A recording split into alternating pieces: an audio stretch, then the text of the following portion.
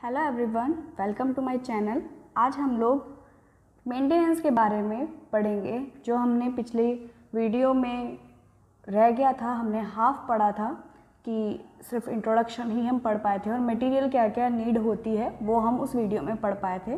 तो आगे का जो पॉइंट्स हमें कंसिडर करने चाहिए, हमें अपने दिमाग में बैठा लेने चाहिए जब भी हम केयर करें अपनी और मेंटेन करें स्विंग मशीन को, तो वो क्या पॉइंट्स होते हैं वो आज हम इस वीडियो में पढ़ेंगे। So let's we start.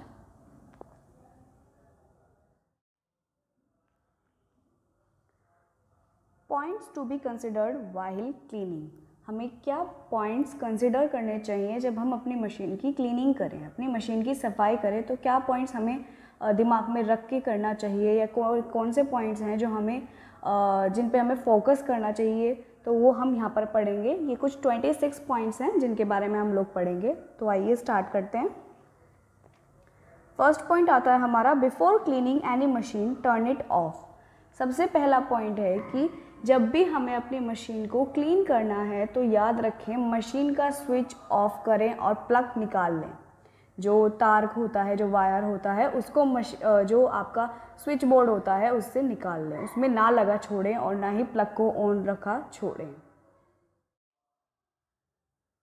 Then second point आता है हमारा, open the slide plate and remove the bobbin case, then remove the throat plate whenever it is required. Remove the face plate from the left end of the head. तो जब भी हम अपनी machine को clean करने बैठे तो सबसे पहले हमें स्विच ऑफ कर देना चाहिए और तार निकाल देना चाहिए। सेकंड क्या करना होता है कि जो स्लाइड प्लेट होती है, मैंने आप लोगों को सब पार्ट्स के बारे में बताया, थ्रोट प्लेट, स्लाइड प्लेट। तो जो स्लाइड प्लेट होती है निडल के नीचे जहाँ पर बॉबिन केस हम लगाते हैं, जो प्लेट अपनी जगह मूव करती है ताकि हमें मशीन उठानी ना पड़े, वो वाली स्लाइड प्लेट हमें रिमूव कर देनी चाहिए। And remove the bobbin case, और वहाँ से उसको हटा के, जो स्लाइड प्लेट है उसको हटा के वहाँ से बॉबिन केस को हटा देना चाहिए ताकि बॉबिन केस उसमें फंसे ना क्लीनिंग करते time. Then remove the throat plate, फिर थ्रॉट प्लेट को रिमूव करना चाहिए, यानी कि जो स्लाइड प्लेट के बराबर में ही एक थ्रॉट प्लेट होती है जो प्रेशर फुट के नीचे होती है, जो स्क्रू से टाइट की हुई होती है। मैंने आप लोगों को दिखाया भी था with the help of photo. तो उस प्लेट को हटा लेना चाहिए व्हेन एवर इट रिक्वायर्ड।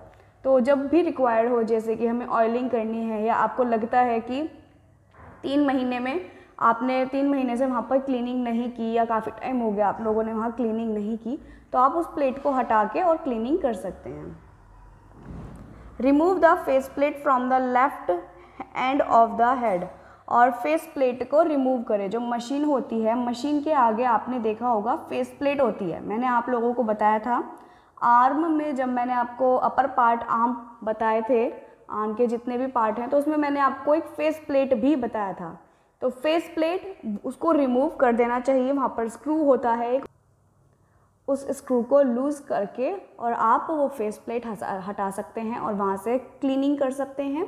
और ईयरबड की मदद से या कॉटन की मदद से या ब्रश की मदद से आप वहाँ पर क्लीनिंग कर सकते हैं। एंड उसके बाद आप ऑयलिंग ज़रूर करें। क्लीनिंग करने के बाद ऑयलिंग ज़रूर करनी चाहिए, क्योंकि क्लीन करते टाइम ऑयलिंगनेस और जो डर्ट होती है वो हट जाती है, तो जिसकी वजह से उसको मशीन को ग्रीस की ज़रूरत होती है। तो ऑयल ज़रूर डालें उसके बाद। थर्ड पार्ट आता है, एनी लिंट, डस्ट और loose threads in the area around the feed dog and rotary hook shuttle में बी ब्रश्ड और ब्लोन अवे। तो जो कोई भी डस्ट हो या कोई भी जमी हुई जो रबड़ जैसी जो खिंचती है, वो वाली जो डस्ट होती है वो हो, या लूज थ्रेड्स हो जैसे फाइबर हो जाते हैं या धागे टूट के वहीं फंस जाते हैं, तो उस टाइप के थ्रेड्स, उन सबको हटा देना चाहिए अपने फीड डॉग के चारों ओर से। और रोटरी हुक होता है, वहाँ पर भी कई बार फाइबर फंसे रहते हैं, क्योंकि वहाँ से रोटरी हुक से थ्रेड निकल के आता है, तो वहाँ पर फाइबर फंस जाते हैं। तो उस जगह से भी फाइबर को रिमूव करना चाहिए। जो आपकी शटल होती है वहाँ पर सबसे ज़्यादा थ्रेड फंसे होते हैं, थ्रेड होता है, लूज थ्रेड्स होते हैं, वे सारे सबसे ज़्यादा वहीं फंसे होते हैं, तो उसको भी निकालना चाहिए।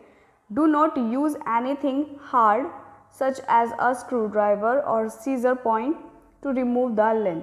तो कोई भी हार्ड चीज़ ना यूज़ करें, जैसे ईयरबड हो गया, आप ईयरबड यूज़ कर सकते हो और कॉटन यूज़ कर सकते हो, फैब्रिक यूज़ कर सकते हो उस डस्ट को हटाने के लिए। ये ना हो कि आप उस डस्ट को हटाने के लिए स्क्रू ड्राइवर है या सीज़र है, कई बार जो रिपर होता है, थ्रेड रिपर, उससे भी आप लोग हटाने की कोशिश करते हैं, और जो थ्रेड कटर जो होता है, जो छोटी सीज़र आती है, उनसे भी हटाने की कोशिश करते हैं, सोचते हैं कि शायद वो रिमूव हो जाएगा। वो रिमूव तो नहीं होता, पर हाँ वहाँ से जो टूल्स होते हैं, वहाँ पर जो टूल्स अवेलेबल होते हैं उनको ज़रूर हार्म पहुँच जाता है। तो ये चीज़ ना अप्लाई करें, ईयरबड या कॉटन फैब्रिक को यूज़ करें। Instead, carefully use a pointed instrument like a needle or pointed tweezer plucker to pick out bits of thread and lint that cannot be brushed out. जब आपको लगे कि जो lint है वो रिमूव नहीं हो रहा, आप एयर ब्लो कर रहे हो यानी कि हवा फेंक रहे हो तब भी वो नहीं हो रहा है, या वैक्यूम से आप उसको खींचने की कोशिश कर रहे हो तब भी नहीं हो रहा है, तो जब जो पिकर होते हैं, जो थ्रेड पिकर होता है या कुछ जो आईब्रो पिकर भी होता है, उससे भी आप रिमूव कर सकते हैं, उससे उठा सकते हैं उस जगह को, जो प्लकर होता है यानी कि जिससे हम पिक करते हैं किसी भी थ्रेड को, वो चीज़, उससे भी आप अपना जो भी डस्ट है वो रिमूव कर सकते हैं, या लूज थ्रेड्स हैं उसको रिमूव कर सकते हैं। तो फोर्थ पॉइंट आता है, turn the hand wheel manually to expose any areas that might have been hidden initially and brush again. तो जैसे कुछ एरिया होते हैं, जैसे बॉबिन जहाँ पर हम लगाते हैं, वो जो एरिया होता है वहाँ पर ऐसे ऐसे पार्ट्स होते हैं, जब हम उसको अगर हम अपना हैंड व्हील जो होता है उसको मूव करें तो वो पार्ट दिखने लगते हैं, अदरवाइज़ वो हाइड रहते हैं। तो जब आपको लगे कि हाँ ये पार्ट भी हमारा रह गया है, तो थोड़ा सा हैंड व्हील जो होता है आपका, जिसके मदद से आप पूरी मशीन को मूव करते हैं, तो उसको थोड़ा सा मूव करें और कुछ पार्ट्स जो रह जाते हैं, जो हाइड होते हैं मशीन में, उनको भी क्लीन करें, उनकी भी क्लीनिंग करें, ऑयलिंग करें। ब्रश की मदद से भी आप कर सकते हो, ईयरबड की मदद से भी, जैसे मैंने आप लोगों को बताया अभी ऊपर भी, कि किसी भी मटेरियल से आप क्लीन कर सकते हो जो भी आपको लगे कि हाँ ये सेफ़ है आपकी मशीन के लिए और इजीली रिमूव कर देगा उस पार्टिकल को। देन फिफ्थ पॉइंट आता है हमारा, carefully tilt the machine head back until the headrest on the post on the back of the table। Machine को केयरफुली टिल्ट करें, यानी कि उसको थोड़ा सा झुकाएं पीछे की ओर, अपने हाथ की मदद से उसको पीछे की ओर धकेलें, थोड़ा सा तिरछा करें मशीन को। Head back until the headrest on the post on the back of the table। या तो आप अपनी टेबल पे उसको लिटा दें, या आप उसको हाथ से भी कर सकते हो, लेकिन ये है कि हाथ में आप कब तक पकड़ के रखोगे मशीन को, तो आप उसको नीचे टेबल पे रख सकते हो या ज़मीन पे रख सकते हो, कोई भी सपोर्ट लेके उसको लिटा दें। फिर उसके बाद जो नीचे का जो पार्ट होता है, नीचे का जो एरिया होता है, उसको क्लीन करना चाहिए, जो क्योंकि वो ईजिली क्लीन नहीं हो पाता और मशीन बहुत भारी होती है, तो उसको आप कब तक कैरी करके रखोगे, कब तक पकड़ के रखोगे, तो उसको लिटा कर और तब उसमें क्लीनिंग करें। सिक्स्थ पॉइंट आता है हमारा, brush out any lint dust और threads from the lower part of the machine.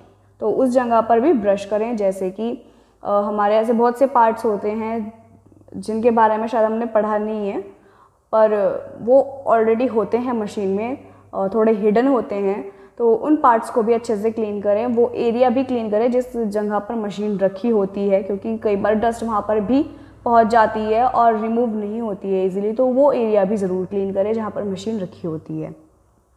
Seventh point आता है, use a soft thin and clean cloth to remove any lint on the machine part. तो कोई भी soft कपड़ा use करें या पतला कपड़ा यूज़ करें, जो मशीन के पार्ट पे जो लिंट जमी हुई होती है, जो डस्ट आ जाती है, थ्रेड आ जाते हैं, उनको रिमूव करने के लिए। 8 पॉइंट आता है, unscrew all plates and screw and the bobbin case। तो जितने जहाँ पर भी स्क्रू लगे होते हैं उन स्क्रूज को निकालिए, उनको लूज़ कीजिए, लेकिन याद रखें ये ना करें कि पूरी मशीन को एक साथ खोल दिया। जिस पार्ट को आपको क्लीन करना है उस पार्ट को लूज़ करें, वहाँ से स्क्रू लूज़ करें। जैसे फेस प्लेट है, आपको फेस प्लेट क्लीन करनी है सबसे पहले, तो फेस प्लेट पे से स्क्रू लूज़ करें, वो फेस प्लेट निकालें, उस एरिया को अच्छे से क्लीन करें, ऑयलिंग करें, उसके बाद उसको बंद करके रख दें। देन सेकंड पार्ट पे फोकस करें।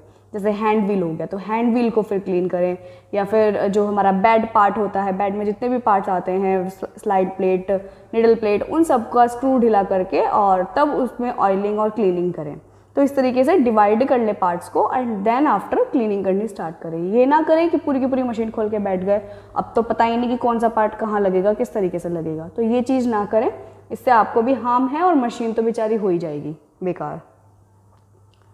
नाइन्थ पॉइंट आता है हमारा, check the needle to be sure it is clean and the eye is not clogged.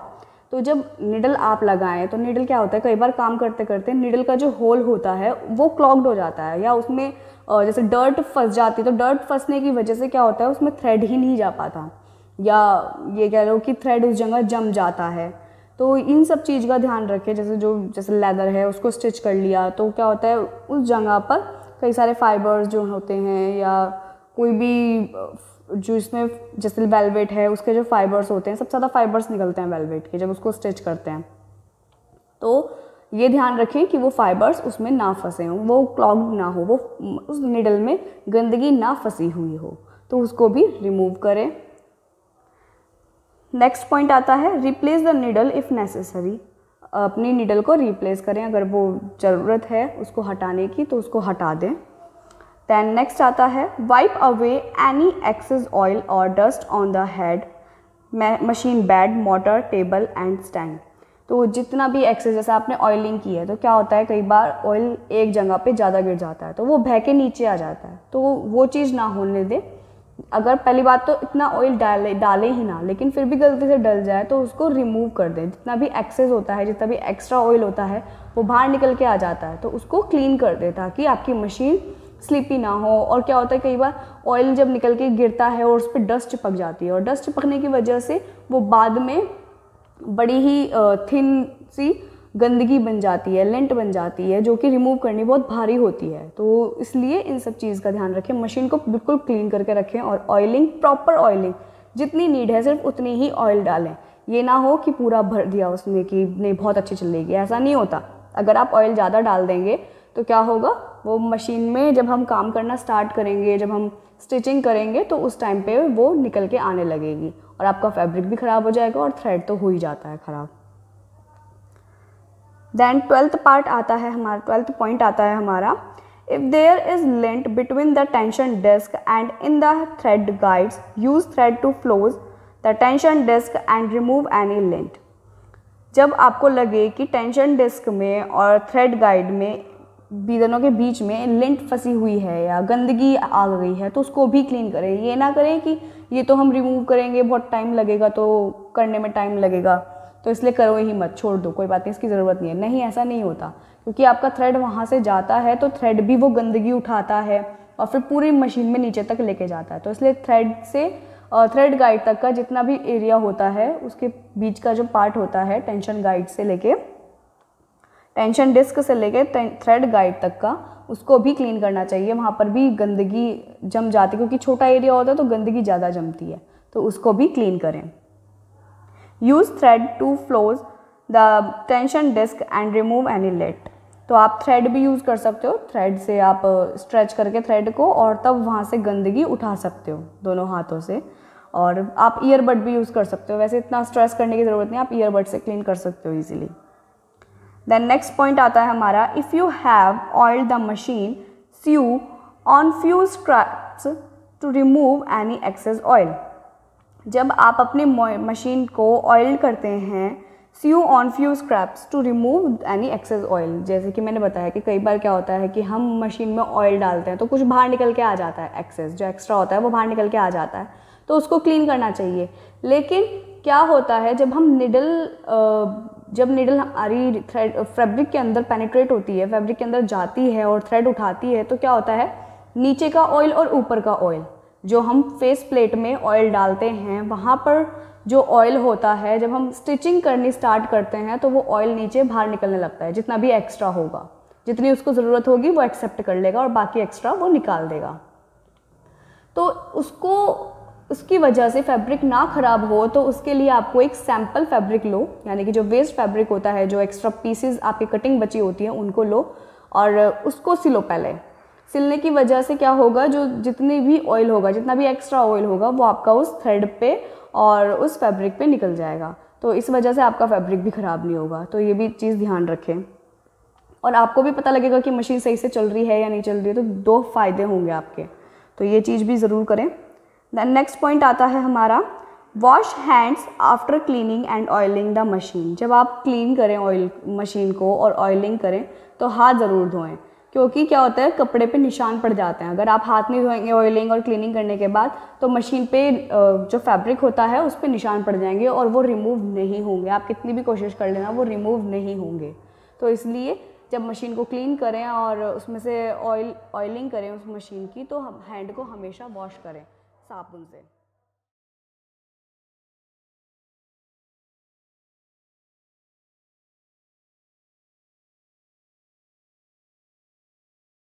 आगे के पार्ट्स जो हैं वो हम अपनी नेक्स्ट वीडियो में डिस्कस करेंगे, क्योंकि वीडियो बहुत ज़्यादा लंबी हो जाएगी और 28 पॉइंट्स हमारे कवर नहीं हो पाएंगे इस वीडियो में। तो मैं आगे के पॉइंट्स नेक्स्ट वीडियो में डिस्कस करूँगी, आप लोगों को नेक्स्ट वीडियो में बताऊँगी। तो आप स्टे कनेक्टेड, बने रहिए मेरी वीडियोज़ के साथ।